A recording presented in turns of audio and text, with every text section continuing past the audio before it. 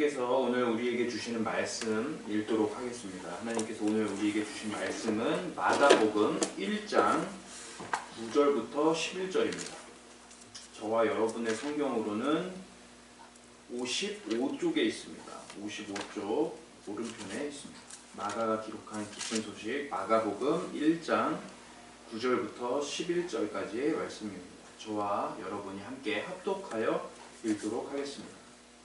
그 무렵 예수님이 갈릴리 나사렛에서 요단강으로 오셔서 요한에게 세례를 받으셨다. 예수님은 물에서 올라오시는 순간 하늘이 열리고 성령님이 비둘기같이 자기에게 내리시는 것을 보셨다.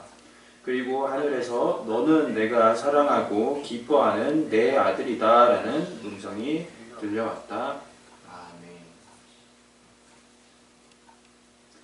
우리는 지난주에 세례 요한이 내 뒤에 오실 이를 언급하면서 그 뒤에 오시는 그분이 주시는 세례는 성령으로 된 세례라 함을 배웠습니다. 성령의 세례는 지금 회개의 세례를 베푸는 요한과는 그 권위가 당연히 다르겠죠. 세례 요한은 어떤 사람이었습니까? 세례 요한은 성령에게 붙잡힘 당한 사람이었습니다. 따라서 뒤에 오실 그분이 왕의 권위를 행사하실 것, 왕으로 오신다는 것을 믿어 의심치 않았죠. 그는 뒤이어서 오셔야 하는 분이 확실하게 누구신지, 또 성령은 어떤 분이신지 정확하게 알고 있지는 않았지만 그는 하나님의 입으로서 사용되었고 하나님의 뜻을 성취할 그 메시아를 백성들에게 담대하게 전했던 것입니다. 오늘 말씀은 마가복음 1장 9절부터 11절까지의 말씀입니다. 마가복음 1장 9절부터 11절까지의 말씀입니다. 한창 요단강에서 이 바리새인들과 서기관 그리고 수많은 백성들에게 설교하고 난 다음에 세례를 베푸느라 정신없이 바빴던 세례 요한은 저 멀리서 한 명의 사람이 걸어오는 것을 보았습니다. 그 걸어오는 모습을 어렴풋이 보면서 아, 저분이 이스라엘을 구원하실 바로 그분인가 보다 하고 기대가 되고 가슴이 두근두근 뛰었을 것이겠죠. 그런데 점점 그 뒤에 오시는 분이 다가올수록 익숙한 얼굴이 보이는 것이 아니겠습니까? 누구입니까? 알고 보니까 세례 요한 자신의 사촌 동생이었던 나사렛 예수였습니다. 자, 세례 요한은 예수님이 다가오는 동안 이게 과연 맞는 일일까 하는 의심이 들기 시작했습니다. 이러한 세례 요한의 인간적인 의심은 그 요한이 헤롯에게 잡혀 감옥에 있을 때에도 지속되었던 것 같습니다. 마태복음 11장 3절을 보면은 세례 요한은 자기의 제자를 보내서 예수님께 묻습니다. 오실 그 이가 당신이십니까? 아니라면은 우리는 다른 사람을 기다려야 하는 것입니까? 그가 감옥에 갇히고 예수님의 사역을 듣기 시작했을 때 뭔가가 단단히 잘못되었음을 짐작했던 것일까요? 그는 처음에 예상했었던 왕적인 권위의 행사가 아니라 이 세상에 섬기는 종으로서 오신 예수님의 사역에 물음표를 던졌던 것입니다. 이런 예수님께서 요단강에 도착하시고 주변 풍경과 사람들을 우러러 보셨겠죠. 이 낯선 남자의 등장에 아마도 신경 쓰는 사람은 단 한 명도 없었을 것입니다. 그저 세례 요한을 따라다닌 이 사람들은 아, 지금 도착한 이 사람도 세례 요한에게 세례를 받으러 왔구나 하고 생각했을 테죠. 그들의 생각도 요한과 마찬가지였습니다. 왕으로 오시는 이 메시아는 원래 다윗처럼 승전가를 부르며 올 것이라고 예상했기 때문입니다. 그러나 세례 요한은 자신에게 확실한 지식은 없었지만 이미 하나님에 의해서 붙잡힘 당한 사람이었고 하나님의 명령으로 사역하던 중이었습니다. 그렇기 때문에 예수님이 자기의 사촌 동생이었던 예수님이 곧 하나님께서 보내신 분이며 내 뒤에 오시는 그분이 바로 이 예수님이라는 사실을 깨달았습니다. 처음에는 예수가 온 탓에 얼떨떨했겠지만 이윽고 다시 마음이 뜨거워지는 것을 느꼈겠죠. 그런데 갑자기 이 예수의 입에서 생각지도 못한 말이 튀어나옵니다. 오늘 본문 1장 9절을 보아하니 예수의 입에서 나온 말은 다름 아니라 내가 당신에게 세례를 받아야겠습니다 하는 그런 부탁이었죠. 참으로 세례를 주는 요한의 입장에서는 당황스럽기 그지없는 부탁입니다. 지금 기대치가 회복되어서 다시 두근거렸는데 또 한 번 더 뚝 떨어지는 것 같습니다. 왜 그럴까요? 원래 하나님께서 알려주신 이런 사람은 왕적인 권위를 가진 분이고 그분은 절대 죄 사함의 세례를 받을 필요가 없는 분입니다. 그런데 예수가 뒤따라와서는 대뜸 자기에게 세례를 받아야겠다고 요구를 하고 있으니 이는 생각해보면 다시금 의심의 싹이 트는 장면인 것이죠. 이 사람이 과연 하나님이 보내신 그분이 맞을까 하는 생각이 머릿속에서 떠나질 않습니다. 여러분, 오늘날 우리들에게는 이미 완성된 성경이 주어진 것에 대해서 우리 아버지이신 하나님께 감사를 드릴 수밖에 없죠. 왜 그렇습니까? 세례 요한이라는 매우 신실하고 총명한 자라 할지라도 그는 인생 속에서 예수 그리스도에 대한 확신과 의혹이 언제나 반반씩 섞여 존재했기 때문이죠. 게다가 그는 예수님의 전체적인 사역의 모습을 끝까지 확인하지 못한 채 갑자기 죽게 되었습니다. 오늘날 우리들은 확실하게 알고 있죠. 주인공이신 예수님의 사역이 처음부터 어떻게 시작하고 어떻게 끝날지 알고 있는 것입니다. 그런 면에서 우리는 이 안개 속 같은 이 세상에 이미 해답을 보여주신 하나님께 감사하면서 이 본문을 살필 수 있을 것입니다. 그러나 우리에게 아직 해결되지 않은 부분이 있죠. 왜 예수님께서는 세례 요한에게 세례를 받으셔야만 했던 것일까요? 생각해보면 이해가 안 되는 부분입니다.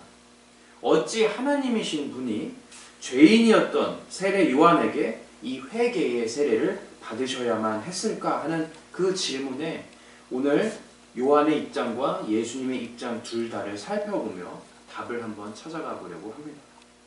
오늘 본문을 살펴보면 이해하기 어려운 장면들이 여러 등장하는데요. 우선 9절에서 예수님께서 세례 요한에게 찾아오셔서 요단강에서 세례를 받으시죠. 그런데 여기서 중요한 사실은 하늘의 권세를 받으신 왕께서 낮고 천한 자에게 죄사함의 세례를 받으셨다는 사실입니다. 우선은 세례 요한은 이 마가복음 1장 5절에 따르자면 죄를 자복하는 회개의 세례를 베푼 것이 틀림없습니다. 즉 죄를 자복한다, 회개한다 라는 말은 기본 전제가 죄가 있어야지 성립이 되는 것이죠. 세례 요한은 아마 자기의 뒤이어서 오실 왕적 권위를 가지신 이분이 죄를 자복하는 세례를 받으리라고는 생각하지 못했을 것입니다. 이 장면을 뒷받침하는 증거를 찾기 위해서 다른 복음서를 살펴보면 알 수가 있습니다. 우선 마태복음 3장 14절과 15절에서 세례 요한은 당혹감을 감추지 않죠. 제가 읽어드리겠습니다. 요한이 말려 이르되 내가 당신에게서 세례를 받아야 할 터인데 당신이 내게로 오십니까?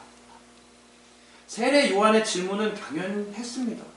하나님께서 오신 당신이 합당하고 더 좋은 세례를 베풀어 주실 것이 분명한데 왜 하필 당신께서 내 세례를 받으시느냐 이것이죠. 이 의문에 예수님은 재미있는 답변을 3장 15절에 이렇게 주십니다. 예수님께서 대답하여 이르시되 이제 허락하라. 우리가 이와 같이 하여 모든 의를 이루는 것이 합당하니라 하시니 이에 요한이 허락하는지라. 예수님은 지금 마태복음 3장 15절에서 굉장히 신기한 말씀을 하시는데요. 바로 이 세례를 행하는 이유 자체가 하나님의 의, 하나님의 뜻을 위한 것이랍니다. 또 하나 주목해 볼 표현이 있는데 이제 허락하라 다음의 표현입니다. 성경 속에서는 우리라고 복수형으로 되어 있죠. 우리라고 표현하셨을 때에 성삼위일체 하나님과 세례 요한까지를 포함하는 말로 해석해서 다시 읽는다면은 조금 더 예수님의 요구가 이해가 될 것입니다. 다시 읽어보겠습니다. 이제 허락하라. 성부 하나님, 성령 하나님, 그리고 성자와 너가, 세례를 베푸는 세례 요한 너가 이와 같이 하여 모든 의를 이루는 것이 합당하니라. 세례 요한은 어떻게 됐습니까? 모든 것을 지금 당장 이해할 수는 없어도 뜻과 의를 이루기 위한 일이라는 그 예수님의 말씀에 순종하는 태도를 보여주죠.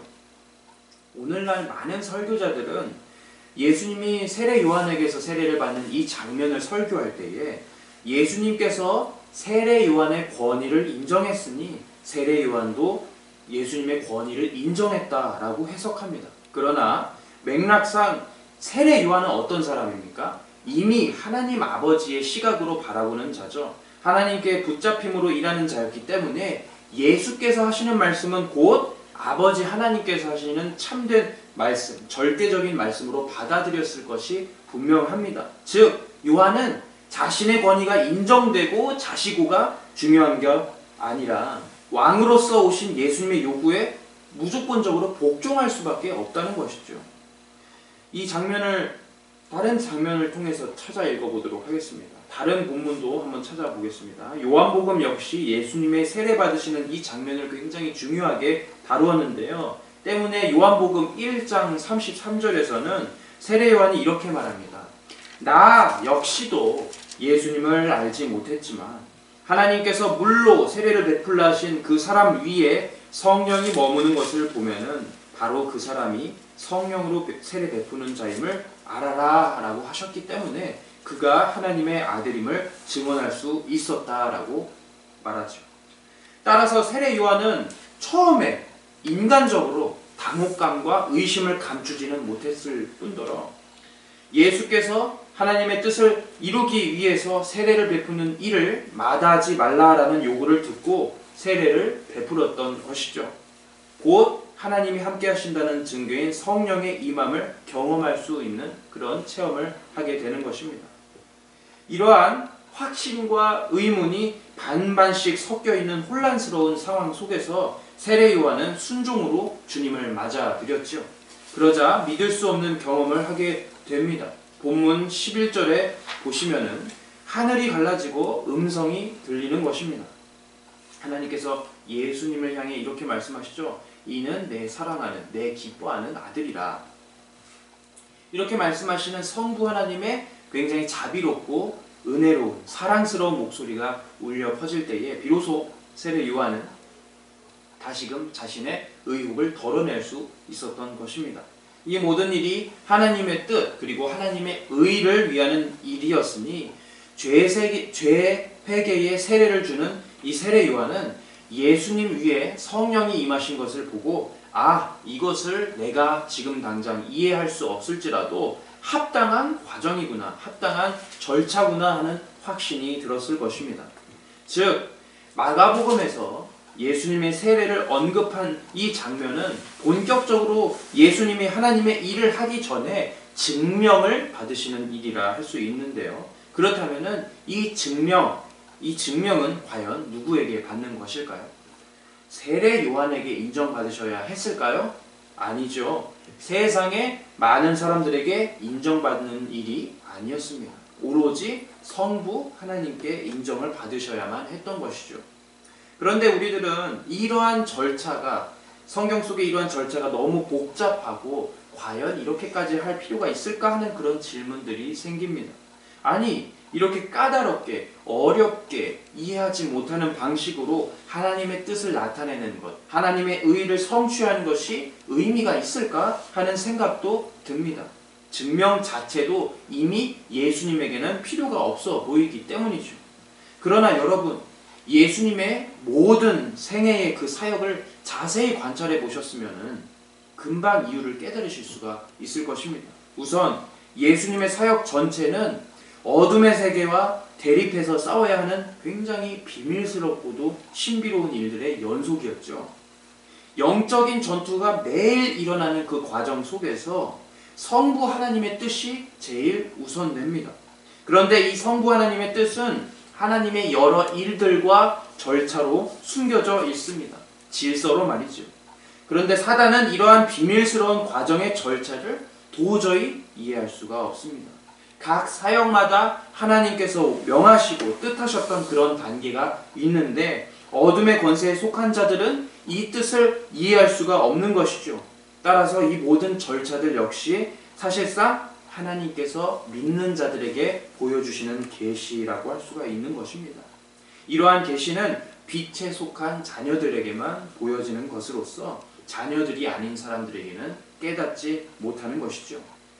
그런데 중요한 것은 이러한 일하심의 절차는 언젠가 사람들을 둘로 양분할 것이다 라는 진리입니다. 그래서 우리들은 하나님의 뜻을 파악하고 누구보다 지혜롭게 신랑을 맞을 준비를 하는 그런 다섯 처녀가 되기도 하며 하나님의 뜻을 이해하지 못하고 기름을 지키지 못했던 다섯 처녀가 되기도 하죠. 세례 요한도 처음에는 이 하나님의 복잡한 일하심, 하나님의 계시를 깨닫지 못했었는데 사실 이것은 당연한 논리입니다. 왜냐하면 나약한 인간, 우리의 존재는 하나님의 뜻을 당연히 헤아리지 못하기 때문이죠. 그런데 여기서 중요한 점은 무엇입니까? 오로지 이 신비로운 하나님의 일을 성부, 성자, 성령이 알고 계셨는데 세례 요한에게 공유하신 그 순간이겠죠. 아마 그는 평생의 눈을 가리고 있던 그 어둠 때문에 이 예수님께서 왜 나에게 세례를 받으시려 하나 하고 착잡하게 고민했겠지만 계시의 초청을 듣고 알겠습니다 하고 순종하는 것입니다. 따라서 하나님께서 일하시는 곳에 두 가지 반응이 있을 수가 있는데요. 그것이 처음엔 순종, 사랑의 순종과 두 번째 불순종으로 하나님께 반응할 수밖에 없는 것입니다. 이 말씀은 우리들에게 한 가지 교훈을 줍니다. 방금 제가 설명한 것과 같이 우리는 하나님의 사람으로서 빛의 영역에 분명히 속해 있으나 세례 요한처럼 깨닫지 못하고 의문을 표하는 과정 속에 계속 속해 있을 수밖에 없다라는 것입니다. 우리의 존재 자체가 나약한 것 외에도 영적 전투가 활발히 일어나는 이 세상 속에 속해 있기 때문이죠. 그러나 우리는 그 가운데에서도 하나님께 순종해야 함을 배웁니다. 왜 그렇습니까? 마태복음 3장 15절에서 예수님께서 하신 말씀처럼 이제 허락하라. 성부, 성자, 성령과 세례요한 너가 이 같이 하며 모든 일을 이루는 것이 합당하다 하고 하신 그 찬란한 지식에 우리를 반드시 언젠가 초청해 주실 것이 분명하기 때문이죠. 이러한 성부, 성자, 성령의 찬란한 지식은 구원의 지식이자 하나님을 아는 확실한 지식으로 변할 것입니다. 그런데 마귀는 이러한 지식을 소유하고 싶어도 너무나도 갖고 싶어도 절대 갖지 못한다는 사실이 중요하죠. 그는 바울에 따르자면 고린도전서 13장 12절의 말씀을 절대로 이해할 수가 없을 것입니다. 고린도전서 13장 12절은 이렇게 말합니다. 우리는 지금 거울을 보는 것 같이 희미하게 보지만 그때에는 얼굴과 얼굴을 맞대고 볼 것이며 지금은 내가 부분적으로 알지만 그때에는 하나님이 나를 아신 것처럼 내가 완전하게 알게 될 것입니다. 이 말씀을 마귀는 절대 깨닫지 못할 것입니다. 도저히 이해할 수가 없겠지요. 하나님을 완전하게 아는 지식, 그러므로 하나님께 완전하게 대항하고 그분의 방법을 간파하는 일을 도저히 마귀는 할 수가 없는 것입니다. 마귀가 아무리 세상 속에서 날고 긴다 할지라도 똑같죠. 반면에 우리는 마귀보다 연약하고 이 지구상에서 쓸모없는 그런 먼지처럼 작은 존재처럼 보인다 할지라도 언젠가 어떻게 됩니까? 세례 요한처럼 하나님의 계획을 순종하게 된 날에는 하나님의 계획을 이해하고 하나님을 완전히 알게 될 그런 자녀의 특권이 있는 것이죠. 우리는 이 점에 대해서 굉장히 하나님께 감사해야 하는 것입니다. 따라서 이 예수님께서 지금 받으시는 세례의 중요성은 사실 말로 다 할 수가 없는 것입니다. 하늘과 땅의 모든 비밀을 풀 수 있는 그 비밀스러운 자리에 우리를 직접 초대하시겠다라는 사실을 보여주신 것이며 삼위 하나님만 공유하셨던 그 지혜의 계획에 처음으로 인간이 포함되었다는 것이죠. 이제 11절을 한번 살펴보도록 하겠습니다. 11절에서 하늘이 열리고 음성이 들려오죠. 하늘로부터 소리가 나기를 너는 내 사랑하는 아들이라 내가 너를 기뻐하노라 하시니라. 세례를 받으신 예수님과 성부 하나님 간의 인격적인 관계가 있죠. 그런데 주목해야 하는 표현이 있습니다. 바로 내가 너를 기뻐하노라 하는 표현입니다. 여기서 우리가 알 수 있는 점은 성부께서는 성자의 모든 면을 다 사랑하시고 다 기뻐하신다는 것입니다. 이러한 말씀은 성부 하나님의 말씀이 굉장히 큰 의미를 가지고 있는데요. 왜냐하면은 지구 역사상 이 세상에서 누구도 온전히 아버지를 알지 못했으며 아버지를 감동하게, 아버지를 기쁘게 만들지 못했기 때문이죠. 그렇기 때문에 하나님 아버지께서는 이 세상에 사는 모든 인류들을 다 넉넉히 참아주시기는 하지만 한편으로는 그분의 심정은 참 슬펐던 것이죠. 왜냐하면 그분의 자녀들이라 하는 모든 사람들이 아버지의 원대로 행하지 않았기 때문입니다. 이러한 사실을 여러분들도 아시다시피 인간은 죄 때문에 빈번히 하나님을 기쁘시게 만드는 일에 대해서 탈락했죠. 반면에 예수님은 어떤 분이십니까? 그 사역의 시작부터 이미 하나님의 뜻을 다 헤아리는 자로서 등장하죠. 하늘을 이해하는 온전한 아들로서 등장하십니다. 따라서 이 말씀은 우리 세상 속에서 진짜 효자를 보는 그런 부모님의 심정을 생각해보면 참으로 이해가 잘 가는 말씀일 것입니다. 그저 보기만 해도 좋은 그런 아가들이 있는데 그런 자녀가 부모님의 뜻도 척하면 척 잘 알고 공부도 잘하고 예쁜 집만 골라서 하는 것입니다. 얼마나 예쁘고 기특하겠습니까? 그런데 이러한 예수님의 일하심이 정말로 특별한 이유가 하나 더 있습니다. 왜 하나님이 그토록 그의 세례받으심을 기뻐하시고 하늘에서 이렇게 따로 음성을 주실 정도였을까? 왜 하나님께서는 하늘이 갈라지는 그 모습을 보여주셨을까 생각했을 때에 예수님이 받으셨던 그 세례의 성격은 하나님 앞에 온전한 순종을 상징하기 때문이라 답할 수가 있는 것이죠. 온전한 순종, 이 말이 무슨 뜻일까요? 일단 예수 그리스도는 사람과 똑같이 자유의지를 가지셨다라는 사실을 알아야 합니다. 그분은 100% 사람이시며 100% 하나님이십니다.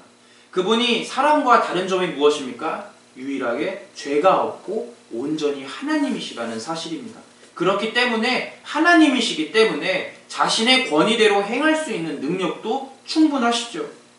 사실상 예수님께서 십자가 사역을 거부한다 하실지라도 그 진노의 잔을 피하신다 할지라도 그 아들이셨던 예수님의 행동은 아버지의 행동이고 아버지의 의지이기 때문에 정당화될 수 있고 당연한 것입니다.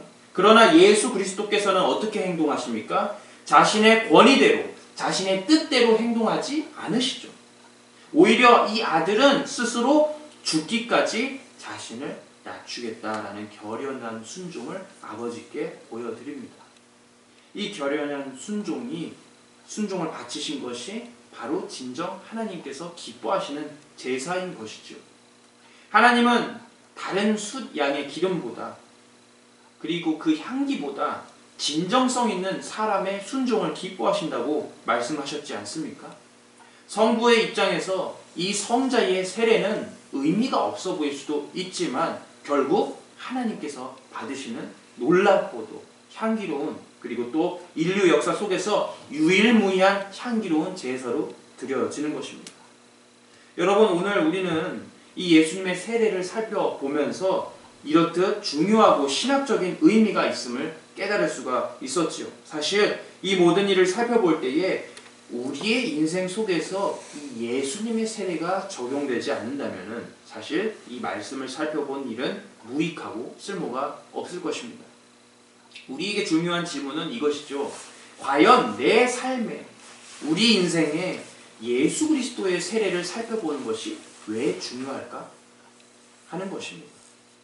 첫 번째, 성자의 세례는 그 성격이 어땠습니까? 처음부터 끝까지 겸손의 세례라는 것입니다. 우선 그분은 하나님이시죠. 하나님이신데 죄인 세례 요한에게 세례를 받으십니다. 하나님의 뜻에 순종하기 위해서 보다 열등한 존재에게 세례를 받으시죠. 예수님은 죄도 없으시기 때문에 사실상 세례를 받으실 필요조차 없는 것입니다. 그럼에도 이 성자 예수님은 본인을 죽기까지 낮추는 그 모습으로 하나님의 명령에 순종하는 모습을 보여주고 있지요. 바로 이러한 예수님의 태도가 우리의 태도가 되어야 할 줄로 믿습니다. 오늘 본문 속에서 예수님과 세례 요한 모두는 겸손의 태도를 보여줍니다. 하나님의 이해할 수 없는 뜻이 있다 할지라도 요한은 순종했죠. 그리고 하나님의 모든 계획을 철저하게 알고 있는, 헤아리고 있는 아들이라 할지라도 십자가 사역을 거부하지 않고 보혈의 길을 준비하십니다. 즉 모르고 순종하는 일이든 알고 순종하는 일이든 순종은 결국 하나님께서 개개인 성도에게 원하시는 덕목이죠. 오늘날 우리들은 하나님께 과연 어떤 모습의 순종을 보여드리고 있을까요? 그것을 우리가 스스로 생각해 보면서 하나님 앞에 진정한 순종의 제사를 보여주신 이 예수님을 기억했으면 좋겠습니다. 두 번째, 성자의 세례. 이 성자의 세례는 하나님의 뜻을, 하나님의 의를 따르는 세례라는 것입니다. 우리는 모두 다 자유의지로 지원받았지만 하나님의 뜻에 따르는, 그리고 하나님의 의를 따르는 그런 사람들은 이 세상에서 찾아보기가 너무 힘듭니다. 그런데 예수 그리스도께서는 왕적이시고 그분 스스로가 하나님이신데도 불구하고 자기의 능력과 뜻보다는 아버지의 뜻에 순종하시는 그 모습을 우리가 지켜볼 수가 있었죠. 여러분, 세상 속에서 내 뜻대로, 내 의대로 하다가 망하는 자들이 너무나도 많은 요즘, 우리들이 그런 사람들이 되지 않도록 매일매일 하나님께 뜻을 묻는 그런 기도를 드리는 그리스도인이 되어야 할 것으로 믿습니다. 모쪼록 우리들은 먼저 하나님 앞에 기특한 자녀로 성장해야 할 것입니다. 왜 그렇습니까? 세상 속에서 아무리 성공하고 아무리 돈을 많이 번들 그것이 아버지 앞에서, 우리의 구원해 주시는 그 아버지 앞에서 과연 어떤 중요성을 가지겠습니까? 애써서 그것을 꼭 쥐어본들 허무하게 죽는 날이면 사라질 것입니다. 반면에 하나님께서는 그 겸손과 순종, 하나님의 뜻을 따르는 그 기특한 자녀들은 영원토록 기억하신다고 말씀하셨습니다. 기억하십시오. 의미 있는 행동이라는 것은 우리가 만들어가는 것이 아니라 하나님께서 의미 있다고 해주신 그 일들을 우리가 행하는 것입니다. 우리들의 기준을 하나님 앞에서 철저하게 짜맞추면서 살아가는, 그리고 하나님을 온전하게 헤아리고 기쁘시게 만들었던 사랑받는 아들 예수 그리스도처럼 살아가는 하늘소망교회의 모든 교인들 되시며 매일매일 부지런히 하나님의 뜻대로 살기를 기도하는 성도 되시길 주님의 이름으로 권면합니다. 이 시간 우리 함께 기도하겠습니다. 우리가 받고 있는 이 세례는 우리의 옛사람이 죽게 되어서 이제 주님 앞에서, 주님 안에서 새 사람이 되었다는 의미를 가지고 있죠. 이 세례는 단순히 죽음을 넘어서서 하나님의 놀라운 구원 계획의 일부를 담고 있었습니다. 그런데 그 계획에 우리를 초대해 주셨죠. 그 계획에 초대해 주신 우리 하나님의 자비로우심과 놀라우심을 찬양하면서 무엇보다 낮고 천한 삶으로 오신 예수 그리스도께서 죽음까지도 각오하시고 세례를 받으셨던 그 순종의 현장을 기억하며 우리 역시 그 순종의 겸손을 가지고 하나님의 일들을 행하는 자들이 되게 해달라고 함께 기도하겠습니다.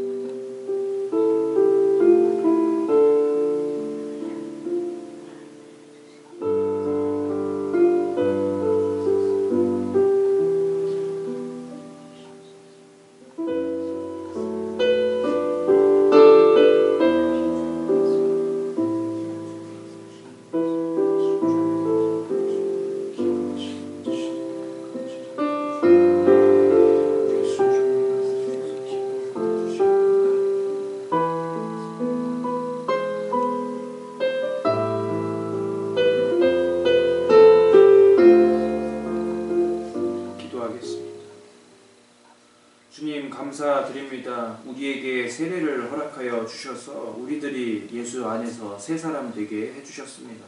주님, 원래 우리는 본질상 진노의 자녀였지만 그 아들의 나라로 옮겨주신 덕분에 생명을 부지할 수 있었던 것을 기억합니다.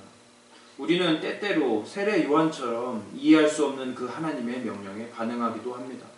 왜 우리가 이렇게 행해야 하나 하나님께 도리어 묻기도 하죠. 그러나 그가 결국 순종으로 예수님께 세례를 베푼 것 같이 우리 역시 최종적으로는 하나님의 일하심에 순종하며 나아가는 믿음의 그리스도인들이 되기를 간절히 원합니다. 우리를 끝까지 붙잡아 주시옵소서. 주님께서는 죽기까지 순종하실 것임을 세례로서 나타내셨지요. 아버지께서 그 아들을 사랑하는 아들로, 기뻐하는 아들로 인정해 주신 것과 같이 우리 역시도 하나님 앞에 기쁜 자녀로 인정받도록 행하게 도와주시옵소서. 아버지, 오늘은 특별히 삼위일절입니다. 믿는 자들이었던, 믿지 않는 자들이었던 모두 거리에서 뛰어나와 일제의 강압과 폭력 앞에 대항한 많은 선조들의 마음을 보옵니다. 우리 역시 우리의 삶을 굉장히 강력하게 지배하는 그 사단에게 저항하며 그 권세로는 하나님의 뜻을 하나도 해칠 수 없다는 사실을 알며 위로받고 최종적으로는 승리를 얻을 수 있다는 그 자신감으로 하나님 나라를 용감하게 이루어가는 그리스도인 될 수 있게 도와주시길 간절히 원하오며 이 모든 말씀 예수 그리스도의 이름으로 기도 올려 드리옵나이다.